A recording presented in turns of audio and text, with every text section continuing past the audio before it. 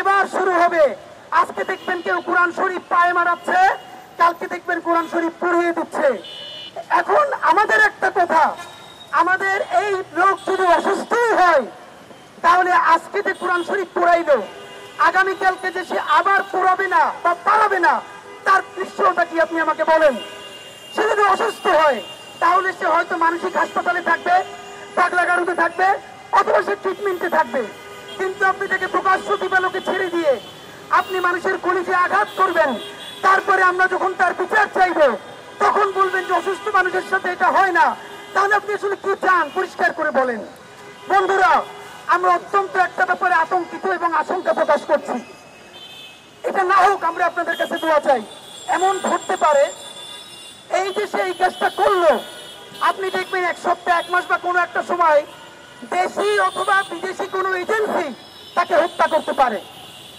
হত্যা করার পর 1 মিনিটের মধ্যে ঢাকার 133 জন বুদ্ধিজীবী ন্যারেটিভ সেট করে ফেলবে যে যেই ইসলামপন্থীরা বলেছিল তাকে হত্যা করতে হবে কোরআন পাড়ানোর দায়ে, তারাই তাকে হত্যা করেছে। সুতরাং বাংলাদেশের ইসলামিস্টরা, মুসলমানরা একজন হিন্দুকে হত্যা করেছে।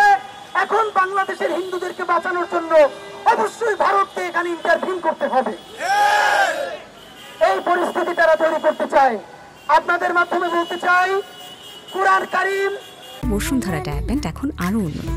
এই hot air through top sheet দ্রুত শোষণ করে সোনামণিকে দেয় কোমল অনুভূতি।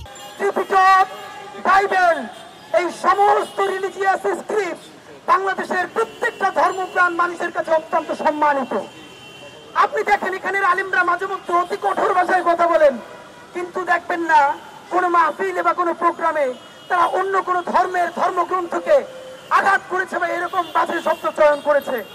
যদি কেউ ভুলেও করে থাকে, আপামর মুসলমান দেশপ্রেমিক মানুষ তার বিরুদ্ধে সব থেকে বড় প্রতিবাদ জারি রাখে। আমি আমার হিন্দু ভাই বোনদেরকে আজকে একটা বিনীত অনুরোধ করতে চাই, বাংলাদেশে কোন মন্দিরে অথবা যত জায়গায় হামলা করার চেষ্টা করা হয়েছে, বাংলাদেশের মুসলমানরা দিনে রাতে মন্দির পাহারা দিয়ে নিরাপত্তা নিশ্চিত করেছে। আমি আমার হিন্দু ভাই বোনদেরকে বলতে চাই, বন্ধুরা, এই যে কোরআন অবমাননা করা হলো, এর প্রতিবাদ করার একমাত্র দায়িত্ব কি মুসলমানের নাকি আমার হিন্দু ভাই বোনেরও? যতদিন না পর্যন্ত ইসলাম অবমাননা এবং কোরআন অবমাননার বিরুদ্ধে আমার হিন্দু ভাই, আমার হিন্দু বোনেরা প্রতিবাদ করার জন্য রাজপথে দাঁড়াতে না পারবে, ততদিন পর্যন্ত মুসলমানেরা যদি কলিজা কেটেও মন্দির পাহারা দেয়, আমরা ইনসাফের রাষ্ট্র প্রতিষ্ঠা করতে পারবো না। সুতরাং আমরা প্রত্যাশা করি আগামীকাল শাহবাগে বাংলাদেশের ধর্মপ্রাণ হিন্দু ভাইয়েরা, খ্রিস্টান ভাইয়েরা, চাকমা ভাই বোনেরা, পাহাড়ি সমতলি সবাই মিলে আপনারা এই কোরআন অবমাননার প্রতিবাদ করবেন। তবেই আমরা বুঝতে পারবো দিল্লির আধিপত্যবাদ এবং গণহত্যাকারী আওয়ামী লীগের ষড়যন্ত্রকে ভেস্তে দিয়ে সবাই মিলে আমরা আমাদের ইনসাফের বাংলাদেশ প্রতিষ্ঠা করতে পারবো ইনশাআল্লাহ।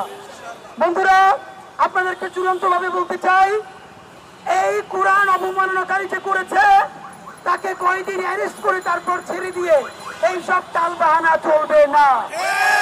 প্রয়োজনে স্বাধীন মেডিকেল টিম গঠন করে তাদেরকে দিয়ে বলাতে হবে, সে যদি বিচারগ্রস্ত হয় তাহলে কতটুকুন বিচারগ্রস্ত, তাকে কি বাইরে ছেড়া যাবে নাকি মানসিক হসপিটালে ভর্তি করতে হবে?